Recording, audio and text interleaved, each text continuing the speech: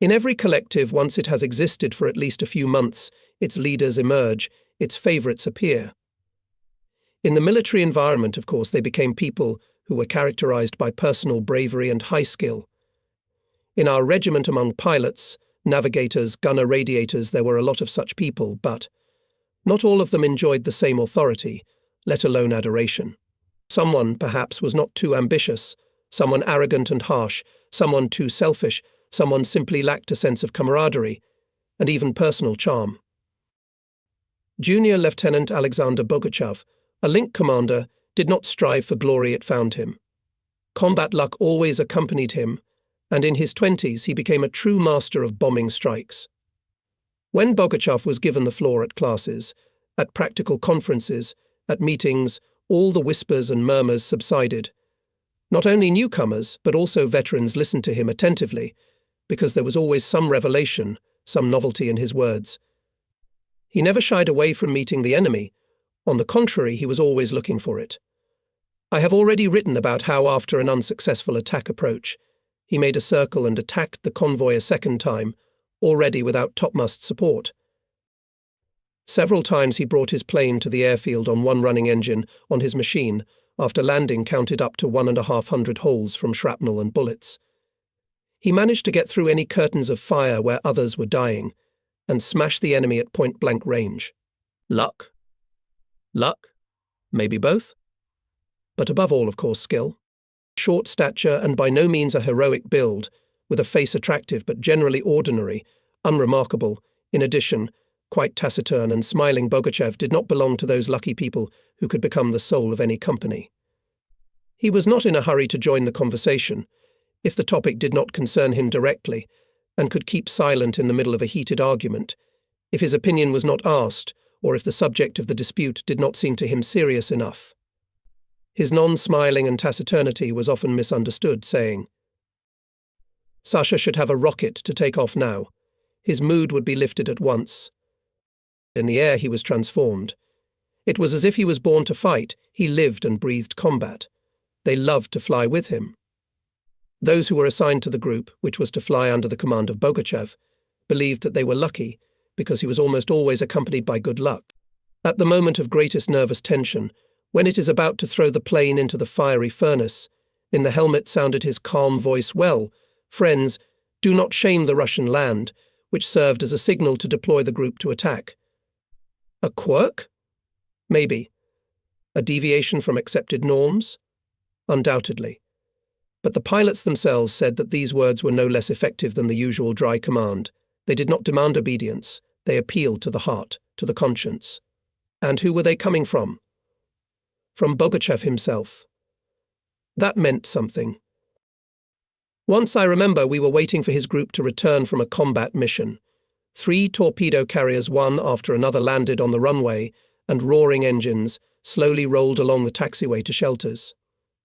And only the airplane with the flight number 23 was not among them. Bogachev did not return. Everyone who was at that moment on the airfield froze in anxious anticipation. It cannot be. Usually technicians, mechanics, motorists met their aircraft and accompanied it to the parking lot. This time no one moved from their seats. Bogachev had not returned. People silently looked at each other, perplexed, shook their heads. No one dared to say aloud a terrible assumption, which was a heavy burden on everyone. Really? I didn't want to believe it. And then the familiar silhouette of a torpedo carrier appeared at the horizon.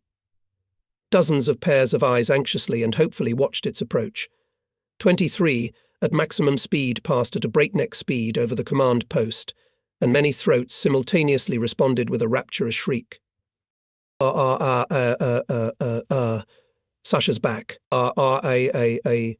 And everyone broke from their seats and ran to the end of the runway, where the airplane was to stop after the run. And the 23rd made a slide, and a burst of large-caliber machine gun fire pierced the sky overhead, followed by another one.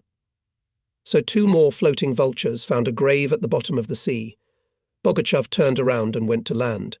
He was perplexed to see so many people near the airplane. "I had to fix the result of the impact. It's my duty," he reluctantly excused himself. So I lagged behind my own. Major Levin, the base commander, ordered to prepare a roast pig for lunch that day. March 6, 1945 became a memorable day for the whole regiment. On this day, by the decree of the Presidium of the Supreme Soviet of the USSR, the high rank of Hero of the Soviet Union was awarded to the commander of the Link, Alexander Andreevich Bogachev. The motherland appreciated the merits of the glorious air fighter. When the war will be over and it will be time to summarize the results of everyone's combat activity, Bogachev will have 15 sunk enemy ships on his account, more than anyone else in our regiment. The same decree awarded the title Hero of the Soviet Union to the Deputy Commander of the 3rd Squadron Senior Lieutenant Mikhail Vladimirovich Borisov, Navigator Ivan Ilyich Rokov, as well as the former flag navigator Major Grigory Antonovich Zavarin. Posthumously awarded the Order of the Red Banner awarded the former commander of the regiment Fyodor Andreevich Sitikov. And more about Bogachev. I again intend to break the chronological sequence of the narrative and return to the events of a month and a half ago. If you remember, having mentioned the note from Pravda, I promised to tell about the first combat flight of Captain Makarikin. Now it is high time to do it. Why do I find it interesting to cover this episode in detail? Now you will understand. When the squadron commander went into battle as a wingman of the regiment commander, there was nothing unusual in this. All, as they say, in the order of things the senior led the younger. But the very first combat mission Captain Makarikin carried out the wingman of the commander of the Link, junior in rank and flying experience, his former pupil, which a year and a half ago he taught himself flying skills. Yes, such paradoxes happened in the war. And it was like this. Early winter twilight had fallen on the airfield, and from the command post was no longer visible even the outskirts of the airfield, when we were informed of the latest intelligence. West of Libava detected enemy Convoy 2 transports accompanied by a destroyer, a patrol ship, 2 minesweepers and 7 patrol ships. Wow! I involuntarily burst out.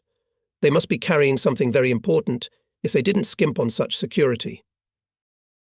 What are we going to do? Asked Captain Ivanov. Who shall we send? I watched as the wind drove from the sea-thick grey clouds, and thought that the conditions for torpedo attack are most favourable, but to pilot the plane, to make an accurate strike in the twilight will not be easy. And the landing will have to be made in the light of the plane headlights, which is also not easy at all, especially on our Palang patch. I should probably fly myself, I answered without much willingness, because this day I had already taken to the air several times with young pilots to practice piloting techniques, and frankly speaking, I felt tired. At the same time, it was impossible to delay a minute. You cannot miss the last shaky light of twilight. The Nazis must not leave. Why is it always you all by yourself? Ivanov objected. We have such powerful men on duty today. Aces. Remind me. Lead Bogachev, wingman Makarikin. They've been dreaming for a long time, and you. He spread his hands. And I conceded. The task was set, and in a minute 2 green rockets lifted the duty pair into the air. Bogachev had long promised his former mentor to show the war, as they said in our regiment, and now such an opportunity presented itself.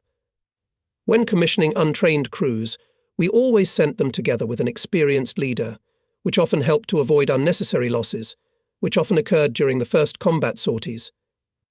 Only after 8 to 10 sorties the pilot practically learned the tactics of the battle, recognized the enemy's habits, began to act more sensibly and cold-bloodedly. The reconnaissance data were very accurate, and the crews quickly reached the target. The enemy, who did not expect at such a bad time attack from the air, was taken by surprise. Ships opened indiscriminate fire, but it did not prevent our pilots to attack. Bogachev torpedoed the lead transport. Makarikin struck the next one. Huge columns of smoke and flame soared over the sea, confirmed the success of the attack. Having recorded the sinking of ships, torpedo carriers safely landed at their airfield. The aircraft did not find a single, not even a shrapnel hole. If the effectiveness of attacks Bogachev already got used to and took them for granted, the victory Makarikin all regarded as a great success. You bet. In the first combat flight to sink a transport of 7,000 tons displacement, such in mine torpedo aviation was very rare. At the airfield, everyone already knew about the accurate strike's torpedo carriers. When Bogachev and Makarikin landed, they met almost the entire regiment, hugged, congratulated on their success. Out of nowhere came correspondence of the fleet and our aviation newspapers. They surrounded Fyodor Nikolaevich through questions. "Tell us your combat biography." Makarikin laughed, shrugged his shoulders. "And I have it, in fact, it is not. More precisely, it is just beginning." "How did you manage it?" The newspapermen didn't back down. "Very simply. We have many good pilots in our regiment. Here, for example, Bogachev, Borisov, Bashayev, Repin. All of them. They helped me, passed on their experience." Journalists attacked Bogachev.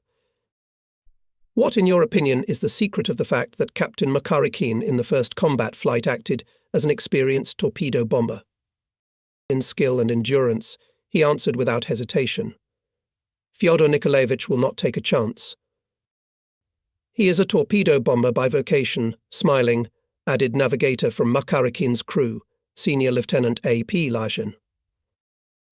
The next day after his baptism of fire, Makarikin flew in tandem with me, and if you remember, also succeeded. And at the beginning of February, Fyodor Nikolaevich already, as a leader, led a group of planes on a mission. It was his third combat sortie. Visibility is limited, so the target came out unexpectedly and could not attack it. Makarikin made a bold, one might say daring decision to repeat the approach to the ships. Unfortunately, providing attack torpedo bearers topmast pilot's command did not understand and dropped bombs not on target. Torpedo bearers Makarikin and Inakiv had to take on all the fire of anti-aircraft artillery ships. Nevertheless, successfully combining maneuver and fire, they sank 2 large German transports.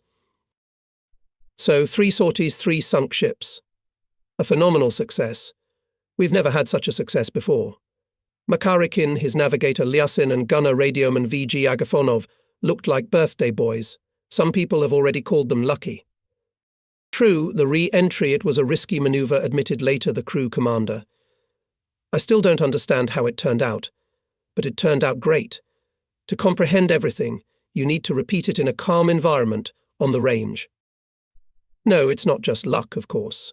Competent assessment of the situation, correct maneuvering when attacking and leaving the zone of anti-aircraft fire, minimum time on a combat course, these are the ingredients of success. A little time will pass, and Makarikin will again make people talk about himself. A holiday is a holiday, and a deed is a deed. After the applause thundered, congratulations, greetings and heartfelt wishes were expressed to our new heroes of the Soviet Union, and only bones were left from the next roast piglet. I took to the air. With the onset of darkness, the command demanded not to stop mine laying.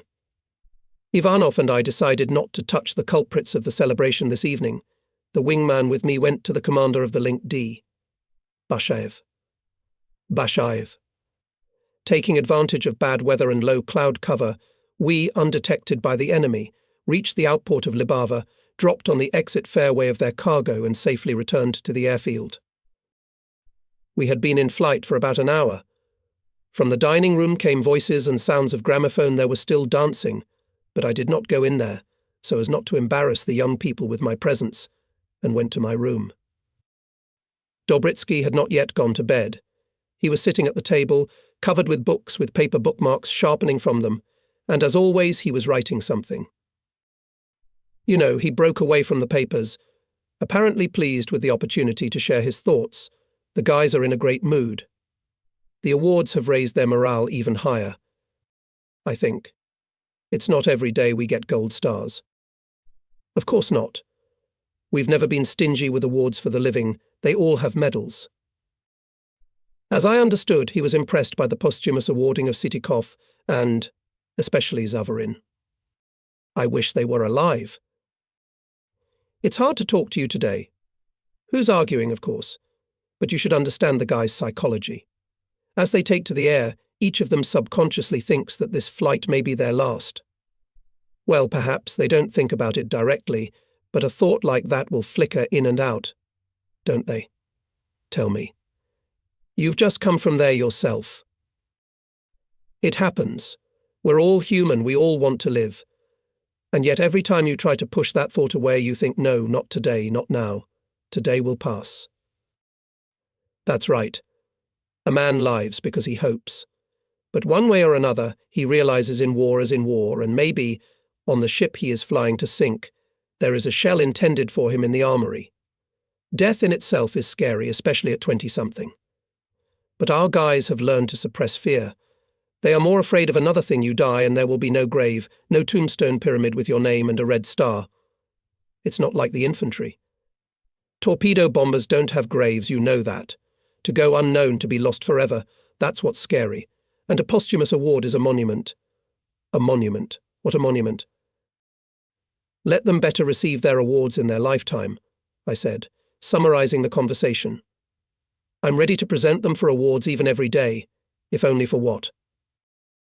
Oh, now you often have to present, laughed Grigory Vasilievich. In my opinion, the guys are ready to do wonders. I doubt that our Deputy Chief of Staff was enamored with the glory of the visionary, but in this case he really was unusually prescient. In the following days in the combat work felt a special boost and did not do without miracles in the literal and figurative sense of the word. Here is one of them.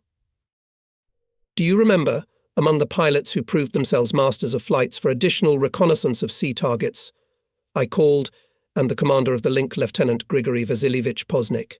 So on March 11th, i.e. on the 5th day after the described celebrations in honor of our heroes, he was returning from a combat mission. Since he was flying alone and was afraid of meeting an enemy fighter, he tried to keep in the lower layers of clouds, which was quite high that day.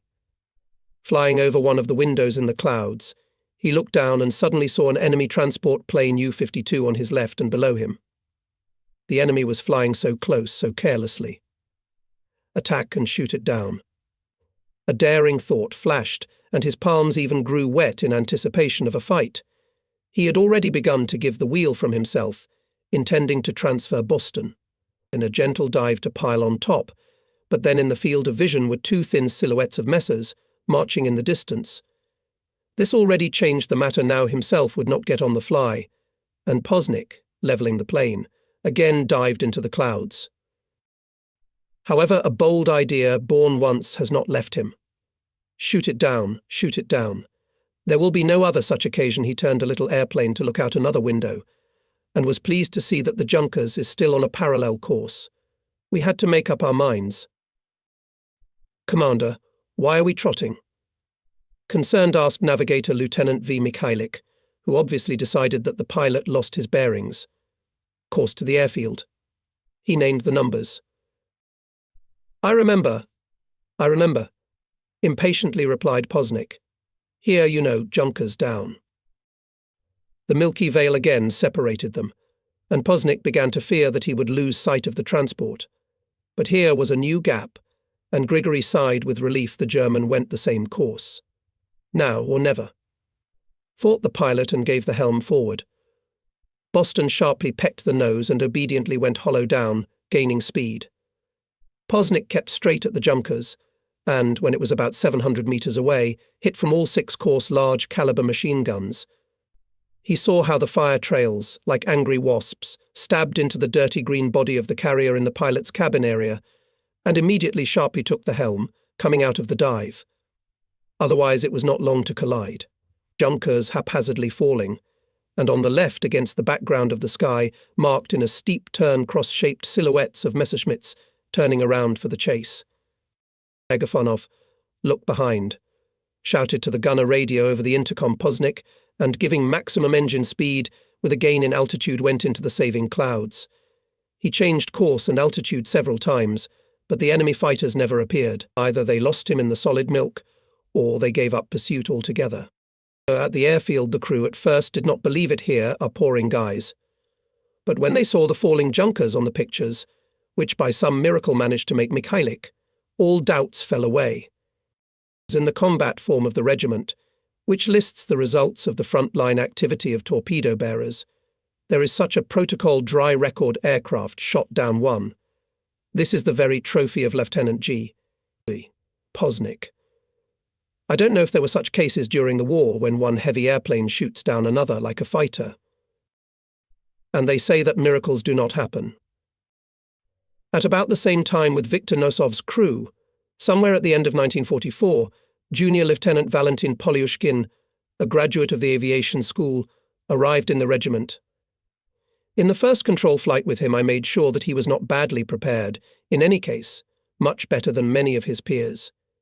He confidently piloted the Boston, did not get lost when I made the situation more complicated by means of inputs, and shot off well on the range. Everything was explained quite simply. Since his youth he dreamed of aviation. After graduating from high school in Igorevsky, near Moscow, he entered the flying club. Finished his studies already during the war, and before reaching the age of 18, voluntarily applied for enrollment in the Naval Aviation School. In the youthful years, everything is seen somewhat differently than in mature years. The situation at the fronts at the beginning of the war was not in our favour. Komsomol cadets, brought up in the spirit of love for the motherland, were raring to go into battle. It seemed to everyone that it was his personal presence at the front that could bring a breakthrough. I asked to be sent to the front, at least as a private. Such reports lay on the table of the head of the school in stacks. And always he put a short and harsh resolution refuse. They were convinced the front needs pilots, fighters, attack aircraft, bombers. A lot of pilots, and therefore to study. Training programs could not keep up with the rapid development of aviation equipment and tactics of combat application of aviation. In 5 educational institutions, Cadet Polyushkin had to master flying skills before he was sent to our 51st MTAP. After the first export flights, he behaved exactly the same way as his other peers, who arrived to the regiment before and after him. "Let him go into combat," he asked, demanded, proved. "Don't hurry," his squadron commander Captain Mesherin reassured him. "Yours will not get away from you." "But I like to fly." "I know how to fly, Comrade Captain," Polyushkin got hot. "Until when am I to sit on the ground? The war is ending." Now, I don't remember which of our experienced pilots led the group when we released Polyushkin on his first combat flight. It is always a small holiday, too, a little sad. It always reminded me something of the 1st September farewell of a first grader to school.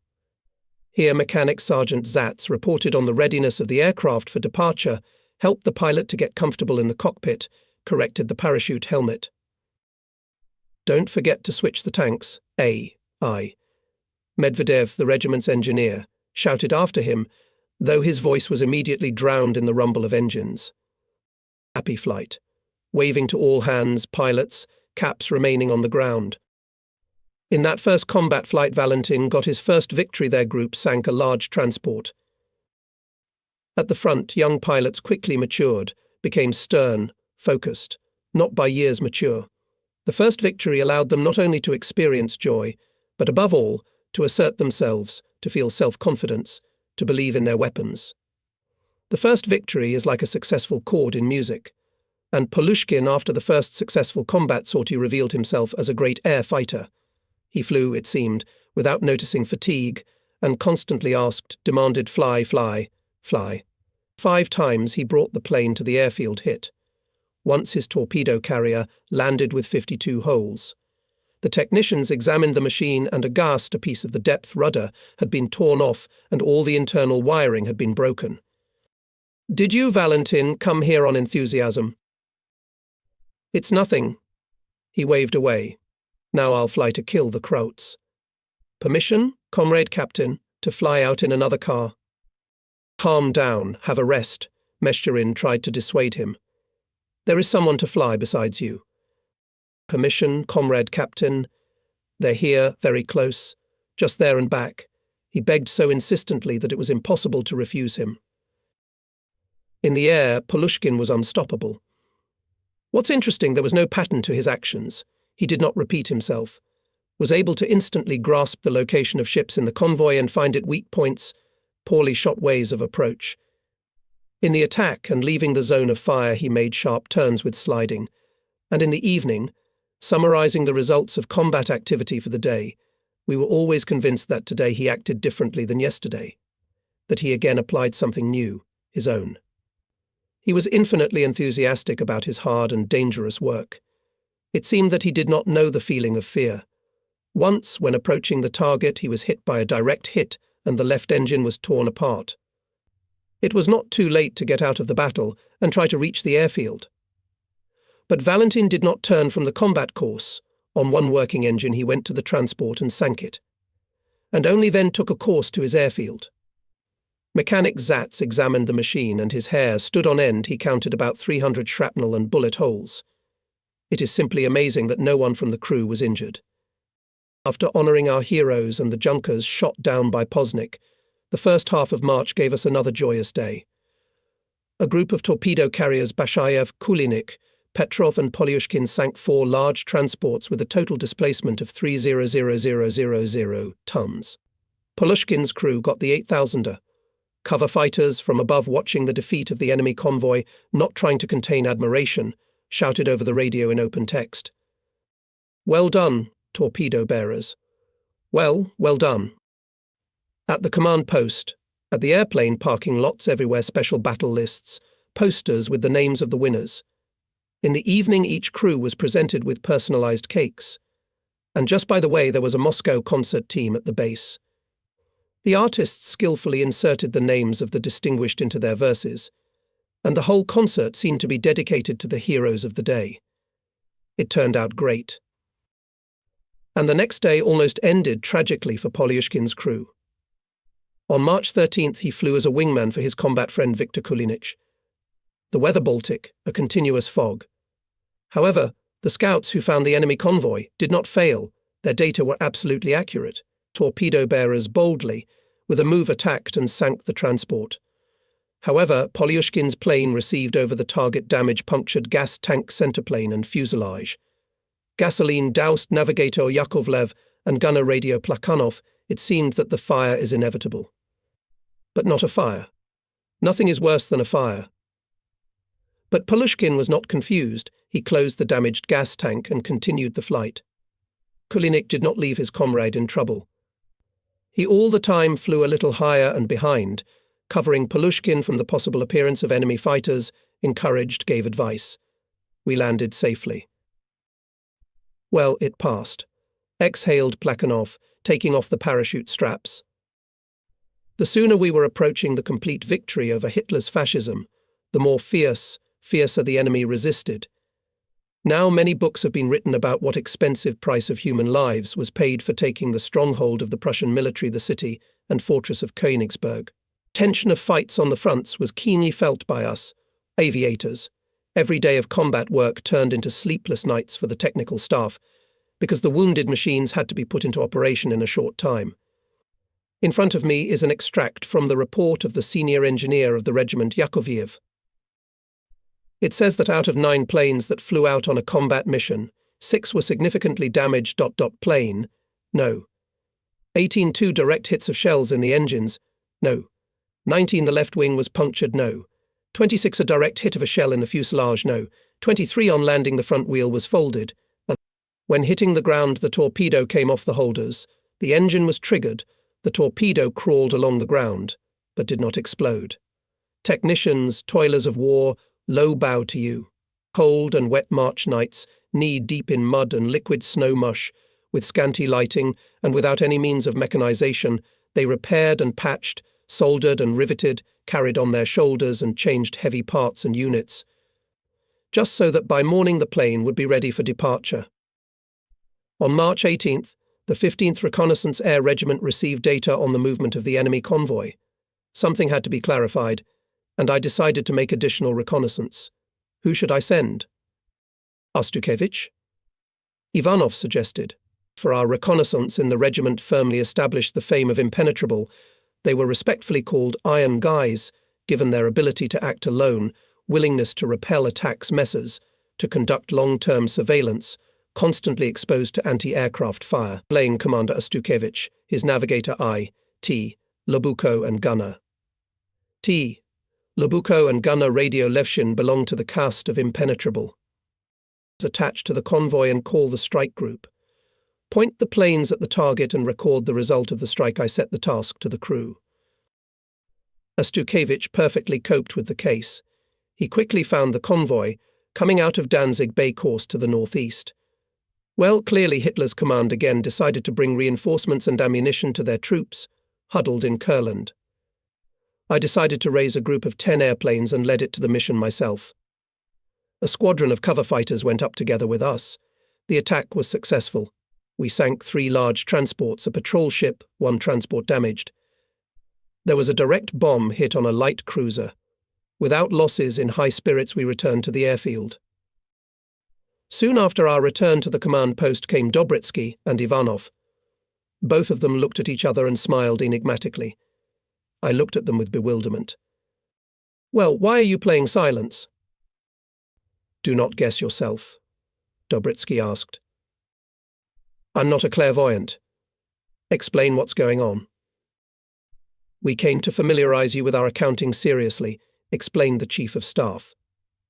Now recorded today's trophies, and here is the result. He put in front of me a sheet of paper covered with dates, names and numbers. This is a record of the ships we have sunk. As you can see, we're approaching 100. I don't believe it. Really, I burst out, and my lips turned up in a smile. That's great. This news, I think, should be brought to everyone, said Grigory Vasilievich, and when it's the 100th, celebrate. Ruffling his curly hair, he thoughtfully looked out the window at the runway, on which after a short run-up fighter planes went into the sky. Wrinkles ran to the corners of his eyes, and I knew that mentally he was already calculating the plan of upcoming events. Party and Komsomol organizations under the leadership of Dobritsky unfolded in full swing. Airplane parking lots, dugouts where people lived, canteen decorated with posters showing the results of our combat work, as well as calls give the 100th. Agitators held talks NI. Konko, heroes of the Soviet Union Alexander Bogachev, Mikhail Borisov, Ivan Rakov, who had already become veterans of the regiment, spoke to their comrades. A kind of competition unfolded among technicians, mechanics, motorists. Everyone wanted his crew to sink the 100th. And it was realized on March 22nd. By that time, the regiment had relocated closer to the battlefield, to the Grabstein airfield. As a matter of fact, there was never any airfield in our usual sense. We simply chose a fairly flat area of abandoned fields on the border of the Lithuanian SSR, with East Prussia, 30 kilometers southeast of Memel, uprooted the interfering shrubbery and individual trees, leveled and laid metal strips runway of the necessary length. Good dugouts were built for housing, command post, canteen, warehouses and other services. Yes, we had a lot of hardship then. With what pleasure we remembered the airfield in Panivzis, with its cosy residential cottages, with a concrete runway. But here, in the middle of March, when we moved here, the soil had already thawed, the taxiways were immediately broken. The metal runway helped only half of the time. At takeoff and landing, the airplanes seemed not to roll on the runway, but to force a water barrier. The airplanes were covered with mud. It could not be cleaned off the landing gear, lifting and release mechanisms in time, which created prerequisites for flight accidents. There were no elementary conditions for repair and preparation of machines for flights. The ammunition was brought to the planes by hand, dragging it along the road with the car, which was mired up to the hubs of the wheels.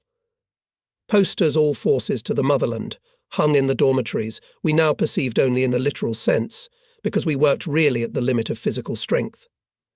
Only the sense of duty and the proximity of the desired, long-awaited victory cheered people up, made them work through can't. These were the conditions in which our 100th was born.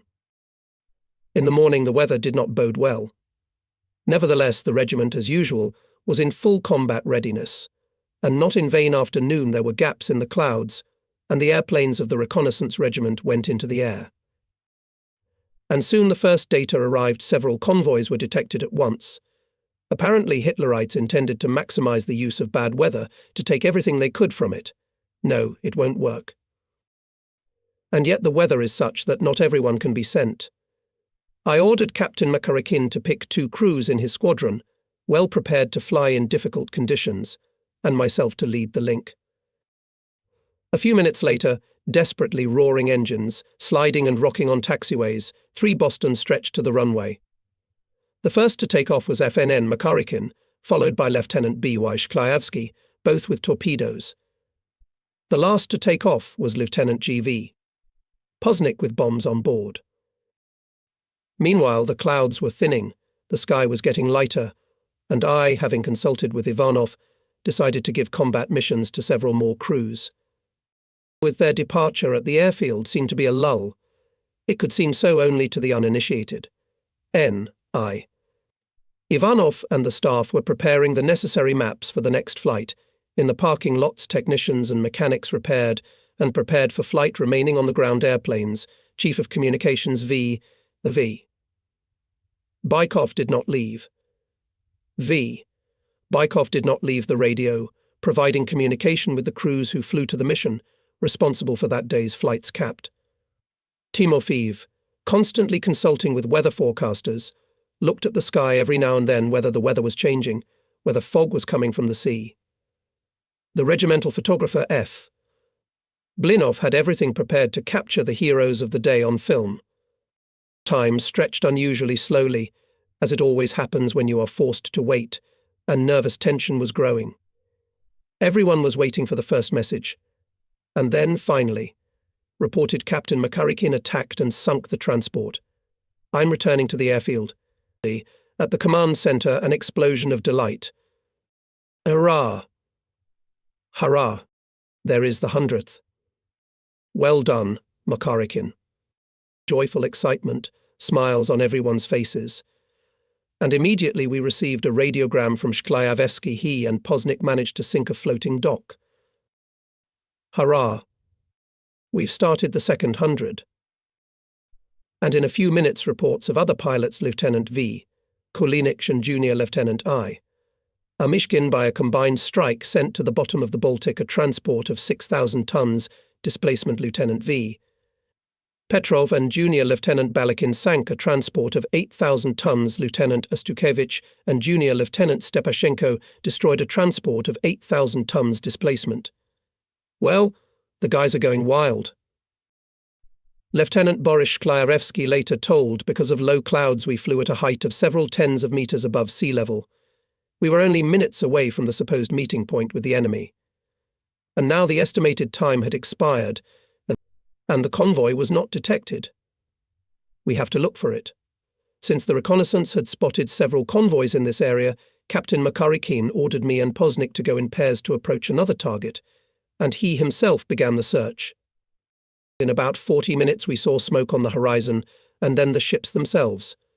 I gave my wingman the command attack. With every second the target became clearer and clearer and clearer.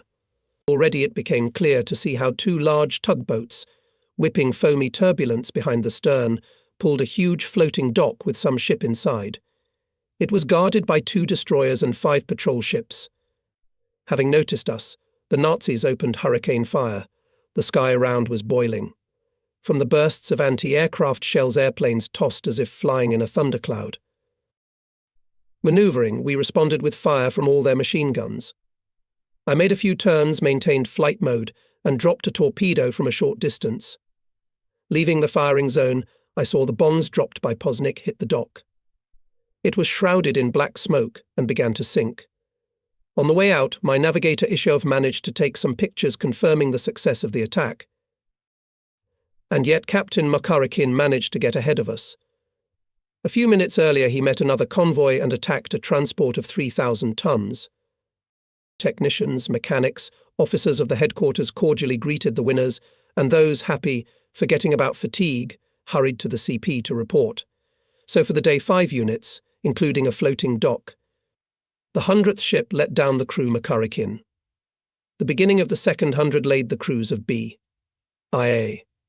Shklayevsky and G.V. Poznik. And in the evening all met at a friendly table. I presented the authors of the 100th and 101st with a traditional gift, a roasted piglet. Raising a glass, proclaimed a toast to their success, to the success of all pilots who distinguished themselves that day, and began a new countdown of the combat history of the regiment.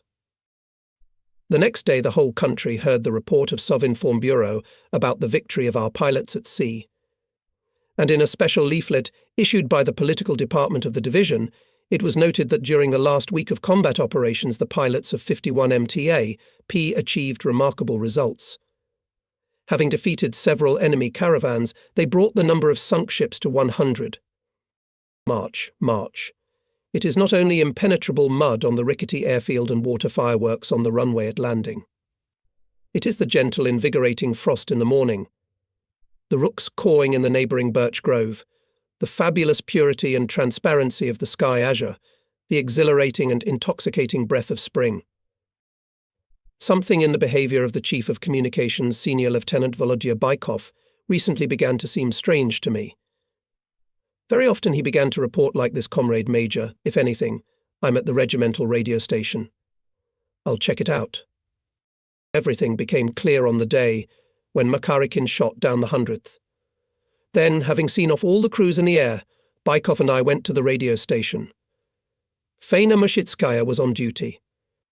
No sooner had we asked her about communication with the airplanes than she, warning the question, said they're silent for now. Volodya immediately she blushed and looked at me with a guilty smile. Embarrassed, and Bykov stood with his head down. In the evening, during a festive dinner, I asked him, "Is it serious with you? Or just like that?"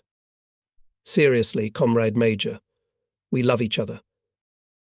"Think carefully. Check yourself. Love should go through your whole life," he said, and thought to himself, war is war, but life still takes its course. Two young men met and love came to them. And no war, no harsh environment can prevent it.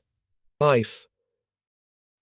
Not unlike other units, we had surprisingly few girls in our regiment, a few radio operators, and a couple or two in the service units. Of course, they could not hang our multi-ton torpedoes and bombs with their weak arms. I must say that the presence of the weaker sex had a very beneficial effect on our guys. They got used to watch their appearance, strong words disappeared from their vocabulary. And what attention surrounded the girls at the regimental amateur concerts, at recreation evenings. There, at least, our Pisarchuk Sonia, everyone wanted to dance with her. And she favoured Navigator Nikolai Konko. And then we made a good couple. Asked for permission to marry, and Bykov. Something hesitated me and did not hurry to give consent. Major Dobritsky acted as a lawyer. "Why are you torturing people? They have love. Real, pure, light God grant everyone. Try to disagree here. We celebrated Volodya's wedding with Faina. It was fun. I had to play the role of a father in prison." "Are you glad?" I asked Faina. "Very happy." "Thank you, Ivan Feofanovich. What's in it for me?" "For everything, for everything. Volodya and I will live happily ever after." And in fact, they had a strong and happy Soviet family.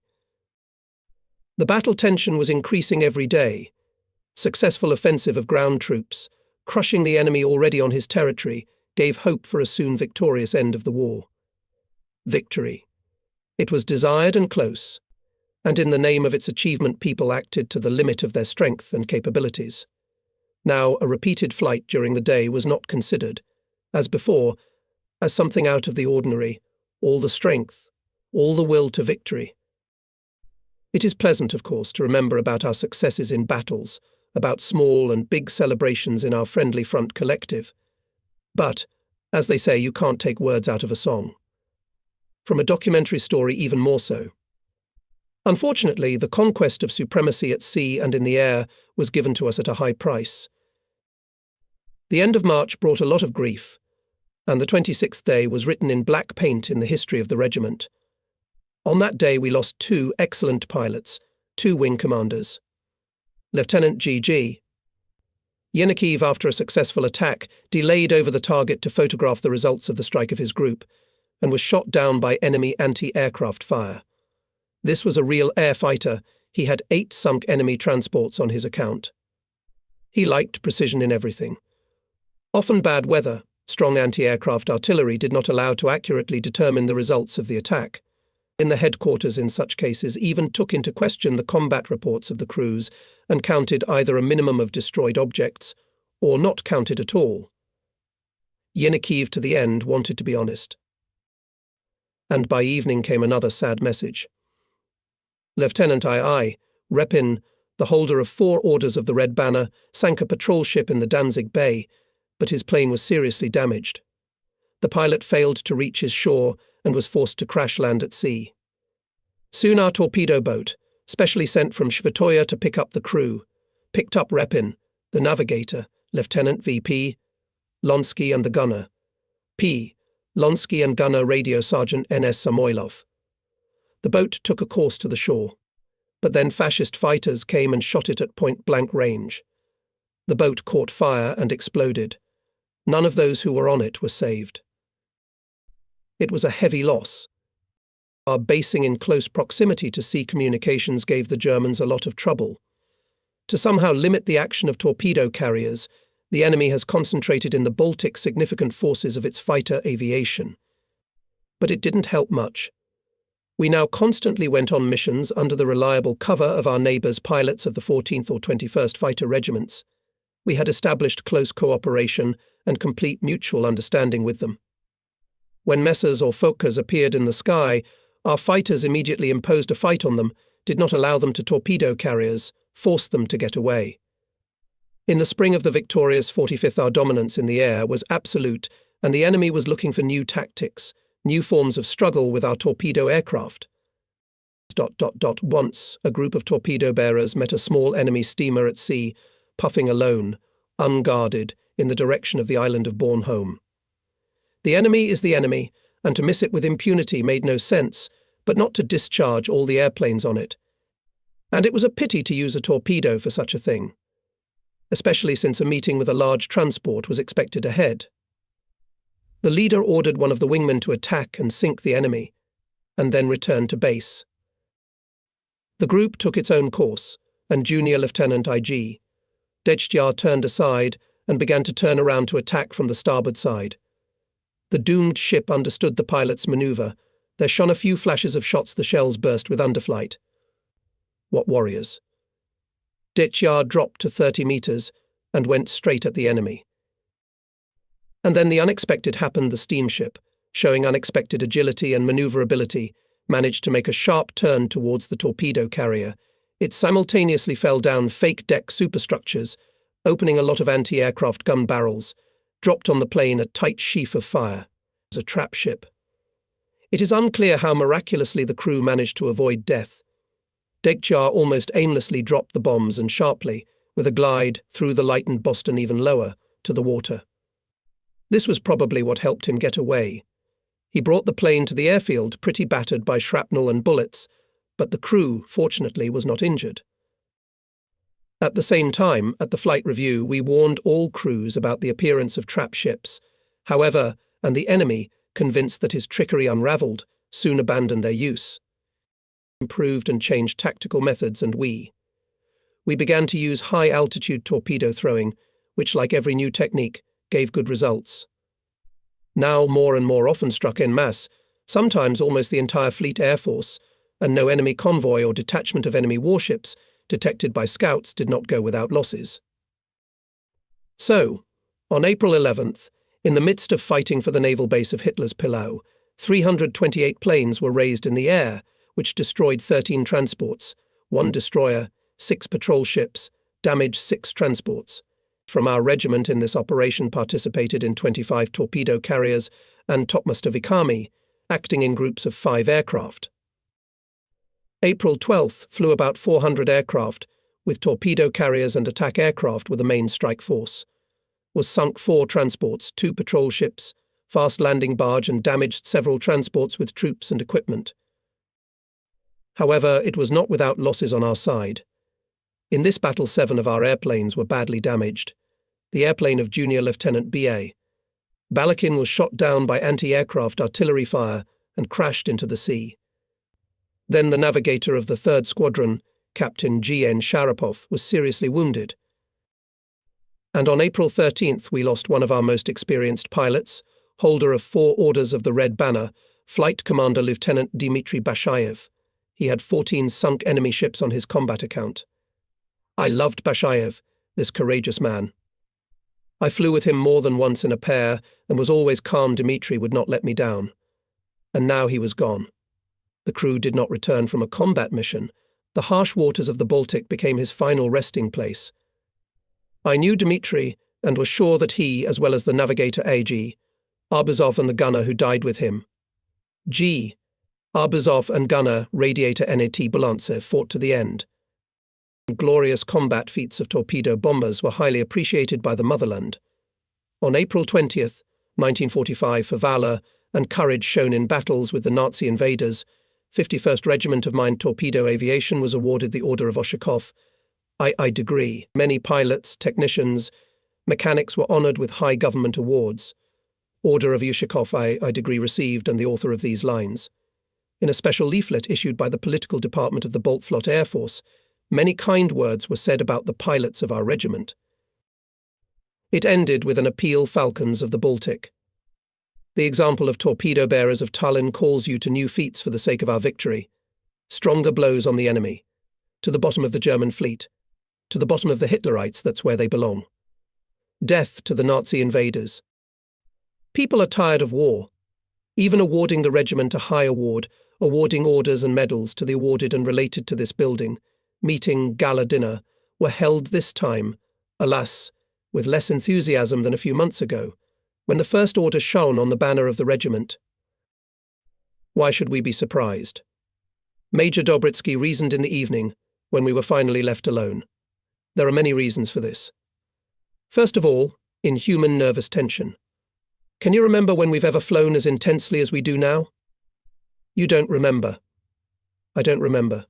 And look how thin our ranks have gotten. What's it like for the guys to see empty seats in the mess hall where their comrades sat yesterday? It's hard. On April 24th, on the eve of the capture of our troops' Pillau, in the air rose almost all serviceable aircraft of the regiment: 10 torpedo carriers, 10 topmast and 3 reconnaissance aircraft. And this time in the air, under the cover of fighters, was on duty seaplane, ready to save stricken crews if they have to make a forced landing on the water. We operated in 4 groups. We managed to sink 2 transports and 2 high-speed artillery landing barges. These successes brought satisfaction, but it was invariably mixed with a sense of bitterness, the pain of irreparable loss. After the return of groups from a combat mission, several airplane parking lots remained empty. And technicians, mechanics, motorists, armourers lowered their heads, sluggishly wandered to the barracks, realising that there would be no meeting with those whom they had seen off an hour ago. The pilot, Junior Lieutenant P.E. Nazarenko, showed exceptional courage and willpower. When leaving the attack, he was wounded by shrapnel in the head and leg, and the airplane was significantly damaged. Blood was flooding his eyes. He had to control the machine with one hand and one leg. Tensing the last forces, the pilot still reached the airfield, but when he released the landing gear before landing, a fire broke out. What must be the self-control to control the burning airplane, which at any moment could begin to fall apart in the air? One was afraid. Nazarenko later told me, as if not to lose consciousness. With my right hand I was adjusting the throttle sector and even held the steering wheel with my teeth. On the ground it was still necessary to press both brakes, and my head was getting cloudy. How did he manage to land the airplane? It's incomprehensible. Nazarenko came to his senses already in the hospital, where he had 32 shrapnel wounds. But for Junior Lieutenant I.G. Dechiar, the flight that day became the last one. He skillfully attacked and sank a fast landing barge, but his Boston was also hit. Fighter pilots, providing our cover, saw Dechiaria's plane went into a steep descent and fell into the water.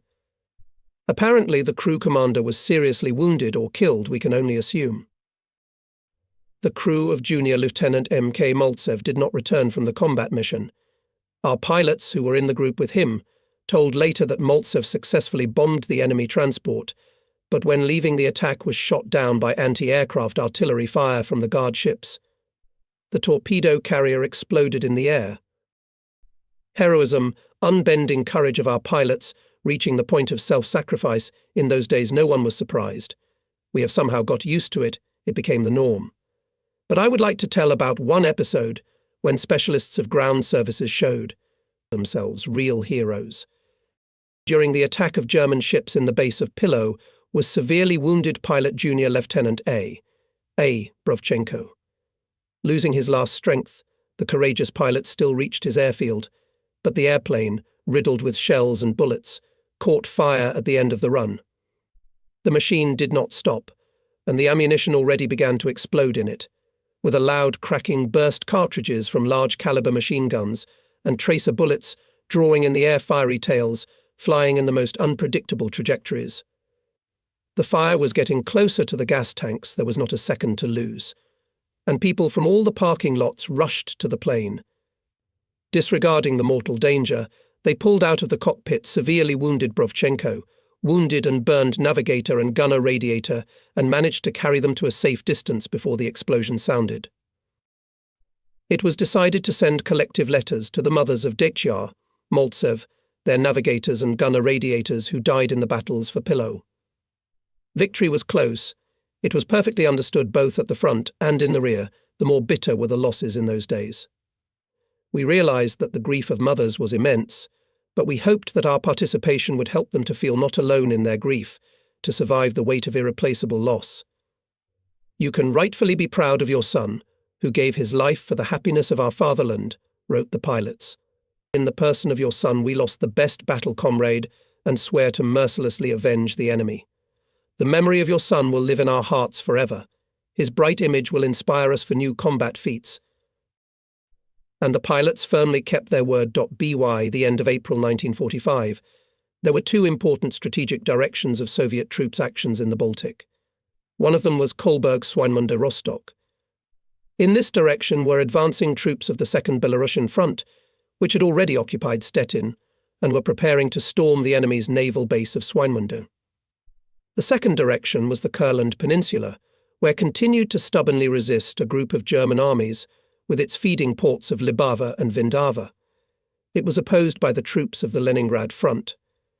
Commanders of both fronts demanded from the command of the Red Banner Baltic Fleet to provide the flanks of their troops and assistance in the liquidation of the blocked group. People's Commissar of the Navy Admiral N.G. Kuznetsov considered the first direction to be the main one and ordered to concentrate most of the aviation and ships on it. For this purpose, on April 29th, our 51st MTAP moved to the airfield near the town of Kolberg. Together with us, what is called wing-to-wing, flew and our constant companions in the last combat attacks pilots of the 21st Red Banner Fighter Air Regiment, commanded by hero of the Soviet Union Lieutenant Colonel P.I. Pavlov. A little earlier, the 7th Attack Air Regiment under the command of twice hero of the Soviet Union Lieutenant Colonel A.E.Mo. E. Mazurenko, with whom we also very quickly found a common language, redeployed here. The airfield was located in close proximity to the coastline, had two parallel concrete runways, and was in good condition. In their hasty retreat, the Germans left all the living quarters untouched and had time to blow up only the hangars. But it did not matter much to us. We were accommodated at the airfield with great comfort, and soon Grabstein, with its cramped and damp dugouts, with slush underfoot, with its metal, fountaining mud runway, appeared in memory only as a vision from a terrible dream. Here, on German soil, we could observe amazing pictures. All roads and highways were jammed with refugees. Exhausted women and old people carried babies in baby carriages. Those of the older ones, who still had strength, were pulling carts loaded with household goods. Having made sure that the Red Army, contrary to Goebbels' propaganda, was not committing any massacres against civilians, they returned to their abandoned homes. Our troops had already reached the Oder River, occupied the entire coast of the Baltic Sea, except for Cape Hell and the naval base of Swinemünde. The enemy not only brought reinforcements and equipment by sea to these groups cut off from the land, but at the same time carried out evacuation from there, supported the garrisons pressed to the shore by ship artillery fire. After the fall of Pillow and the ports in the Danzig Bay, the importance of Swinemünde for the Germans increased significantly. Here accumulated a huge number of vehicles and warships. From here the supply of Courland ports was carried out. Swinemünde became the main naval base of the enemy in the southern part of the Baltic Sea. Ships based here shelled the right flank of the 2nd Belarusian Front units advancing along the coast. The ship's actions were covered by fighters of the 1st German Air Fleet. Every day it became more and more obvious the necessity of quick mastering of the naval base and the city of Swinemünde. The Soviet command carefully prepared an offensive operation with the participation of a large number of strike and support forces of the fleet aviation. In the headquarters of the Air Force boiled work. As has happened many times before, When such operations were conducted with the simultaneous departure of many aircraft, a clear scheme was developed, which provided for the order of strike by the main force's torpedo carriers and Topmoskoviki 51 MTAP, as well as the actions of attack aircraft and fighters, providing the work of strike groups. Conducting reconnaissance and subsequent control of the results of the strike by visual observation and photography were entrusted to the pilots of the 15th Reconnaissance Regiment under the command of hero of the Soviet Union, Lieutenant Colonel F.A. Usachev, with whom we have previously interacted repeatedly. The mood in the regiment was high. Inspired by the victories of the Red Army, we were all looking forward to the end of the war, and everyone was eager to bring the victory closer to contribute to the final blow. More and more often officers, sergeants and soldiers gathered at the map of military operations, admired the victorious march of Soviet troops on the land of Nazi Germany, and, of course, everyone cherished the hope that he would be lucky enough to take part in the storming of Swinemünde. Especially worried young pilots who arrived from the school to our replenishment, demanding to let them immediately on the mission so the war will end, and we will not make a single combat sortie. However, in the first days of May, overcast weather, with low clouds and dense fogs, did not allow to make a massive strike. Only flights in small groups were made on communications Rostock-Libava. The weather smiled at us on May 4th. And the day before, late in the evening, the commander of the 8th Mine Torpedo Air Division, our immediate superior, Colonel M. Kurochkin, called me to the office and set the task by dawn all the staff of the regiment. According to the air reconnaissance to be in readiness to destroy enemy warships and transports on communications and on the approaches to the naval base Swinemünde and ports occupied by the Nazis' Danish island Bornholm. As usual, participate in the operation attack aircraft and fighters cover. For several days we have been waiting for such an order, so we prepared in advance for its implementation. Gathered together with the commanders of the attack and fighter regiments, talked and agreed on all issues of interaction.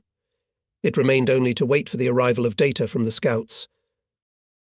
The sky outside the window began to turn blue when I was awakened by the rumble of engines from the runway, went into the air several looping of scouts, and with dawn we have already received full information.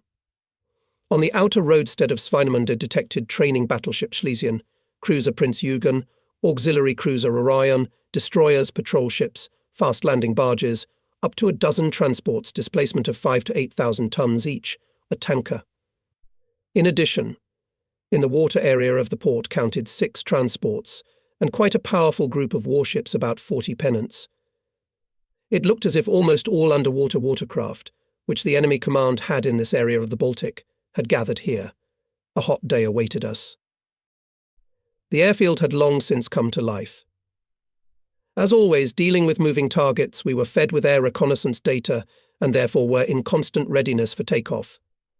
And here, at last, the order from the division headquarters to torpedo bomb the battleship Schlesien and destroy it.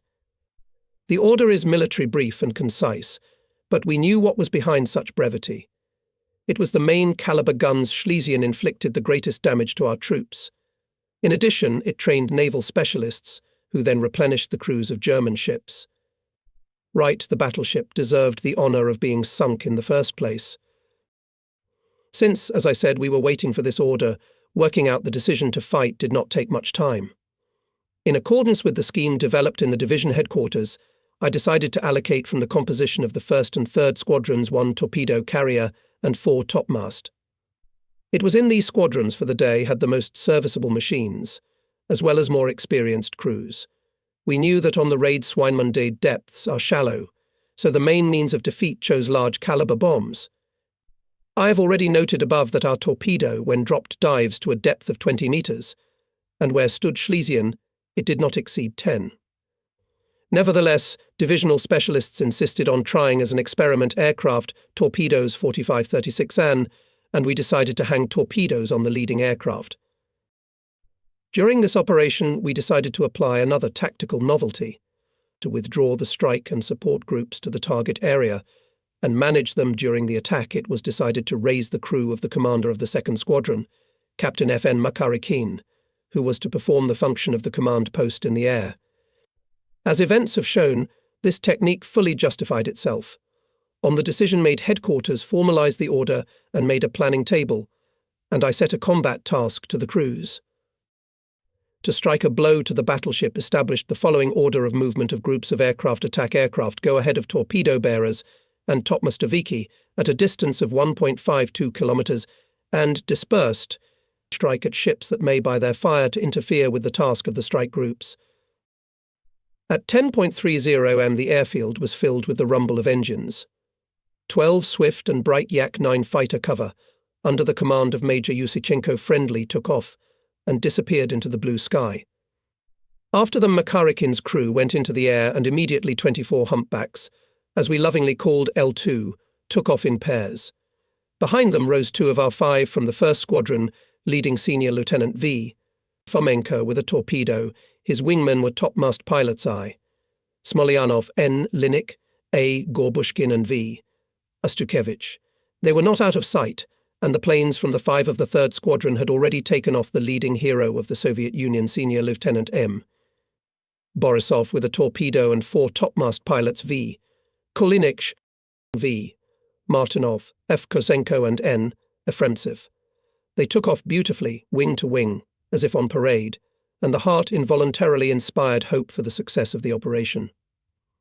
An hour later, the strike groups came from the northeast on the roadstead of Swinemunde.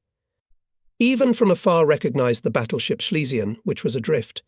Immediately, the entire raid was bristling with flashes of gunfire. On the course of torpedo carriers stood water columns from the bursts of shells of the main caliber. Stormtroopers with a move began shelling ships, trying to suppress anti-aircraft fire. At the command to prepare to attack, given from the control plane, Fomenko's and Borisov's units took their initial positions on the combat course indicated to them.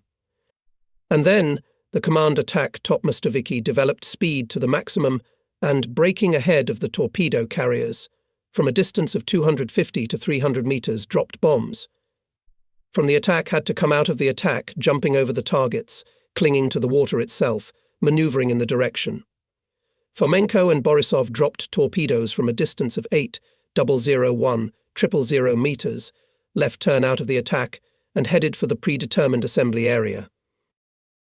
In general, the attack was successful, but, unfortunately, not without losses on our part. A half-ton bomb, dropped by Junior Lieutenant N. Lint, hit the Schlesien and there was a fire on it. However, when passing over the battleship, the airplane exploded in the air from a direct hit of a shell. Together with Linik, Navigator Junior Lieutenant V. Zalazin and Gunner Radiator Sergeant S. A. Spiridonov died a brave death. Lieutenant V. Kulinik attacked a 6,000-ton transport standing next to the battleship and sank it with a direct hit of Fab 1000. Pilots I. Smolyanov and N. Efremtsev targeted a transport of 8,000 tons displacement and hit it with 2 large-caliber bombs. Lieutenant A. Gorbushkin aptly hit a minesweeper with a bomb, which immediately sank. 2 crews from Borisov's group had to return halfway to the airfield because of technical malfunctions and did not participate in the attack. The course of torpedoes Fomenko and Borisov and hit them in the battleship was not observed still, in all likelihood, affected the shallow water. The group returned to the airfield in formation and landed safely. However, even here we had to worry a lot. Smolyanov's plane was hit directly by an anti-aircraft shell, and 1 engine was disabled. The pilot was not confused. In time put the propeller in the weather vane position and, maneuvering at low altitude, managed to take the machine out of the zone of anti-aircraft fire. He brought the airplane to the airfield, but the attempt to release the landing gear was unsuccessful. The hydraulic system was also badly damaged by shrapnel. We watched with excitement as Smolyanov went for the second round, and then with the retracted landing gear, literally rubbed the machine to the grass next to the runway. The airplane received minimal damage, and no one from the crew was injured, but only a third of the planned operation was behind us. At 16 o'clock, the second group of airplanes, headed by hero of the Soviet Union Senior Lieutenant A. Bogachev, took to the air. In its formation no longer had to adhere to the squadron principle. The group turned out to be a collection. Bogachev flew with a torpedo. Wingmen were 5 topmast pilots with bombs V. Fomenko, V. Petrov, F. Kozenko, B. Kozlov, V. Martinov. As in the first flight, to coordinate the actions of the strike group and providing the operation of 16L2 and 8 Yak-9, went up and Captain F. Makarikin. And again the frantic fire of ships, daring attacks of attack aircraft and torpedo bombers. This time there were no enemy fighters over Swinemünde, so our fighter cover had nothing else to do but to watch the battle. There was recorded a powerful underwater explosion at the very side of the battleship, noted a direct hit of bombs in the transport, which immediately sank. Received heavy damage to the destroyer, auxiliary cruiser Orion and another transport. But Schlesien still remained afloat. The last blow was struck on the cruiser at 20 hours by a group of aircraft, which Makarikin headed already as a leader. With him flew 5 Topmoskovikov V, Astukevich A, Gorbushkin V, Kulinik B, Kozlov and N. Efremtsev. 16 attack aircraft and 8 fighters provided their actions in this flight. During the attack, the crews observed a direct hit on the battleship by 1 Fab 1000 and 4 Fab 250. It developed several large and small fires, plunged into the water, and landed in shallow water on an even keel, as confirmed by several photographs. Although the ship's fighting deckhouse and deck remained on the surface, they were a jumble of scrap metal. The forward 2-gun turret of the main caliber was knocked down, its gun barrels were lying on the deck, the middle part of the battleship was burned out. In addition, it was noted the sinking of transports, displacement of 8,000 tons, a direct hit of bombs in the destroyer, minesweeper, patrol ship. By the end of the day, to the command post of the regiment representatives of all units involved in the operation. Once again clarified the data observation of the results of strikes on enemy ships, intelligence service decrypted photos, verified their data with the scouts and attackers. All headquarters specialists and unit commanders interviewed the crews and compiled combat reports. Workers of the Air Force headquarters hastened us with reports to the fleet commander. A thorough review and summarizing the results of combat operations of the regiment for May 4th, we were able to do only the next day. In total for the past day we were dropped 4 torpedoes and 41 large-caliber bombs. The results, we can say, exceeded all expectations. In addition to the battleship Schlesien were sunk auxiliary battleship Orion, 6 transports with a total displacement of 29,000 tons, 2 destroyers, 2 minesweepers, and a patrol ship. Seriously damaged cruiser Prince Eugen, 3 destroyers, a patrol ship and a transport of 3,000 tons displacement. A special commission of the KBF, which included a representative from 51 MTAP, considered the circumstances of the strike on the Schlesien, and found that the battleship had several direct hits of large-caliber bombs, and there was a hole, which could be the result of the explosion of a 1,000-kilogram bomb in shallow water near the side of the ship. According to the conclusion of the higher command, the operation was successful. The whole staff showed unwavering steadfastness, courage, great desire to fulfill the task at all costs. 2 combat sorties per day made Deputy 1st Squadron V. Fomenko, Wing Commanders V. Kulinik V. A. Kulinik V. Astukevich A. Gorbushkin and pilot N. Efremtsev. But especially distinguished the commander of the 2nd Squadron, Captain F.N. Makarikin, who made that day 4 combat sorties. And it happened like this. After the 3rd group, which he headed, returned to the airfield, Fyodor Nikolaevich came to the command post, reported to me about the fulfillment of the combat mission and said, "One pilot complained that the target on his airplane did not work the electric ejector.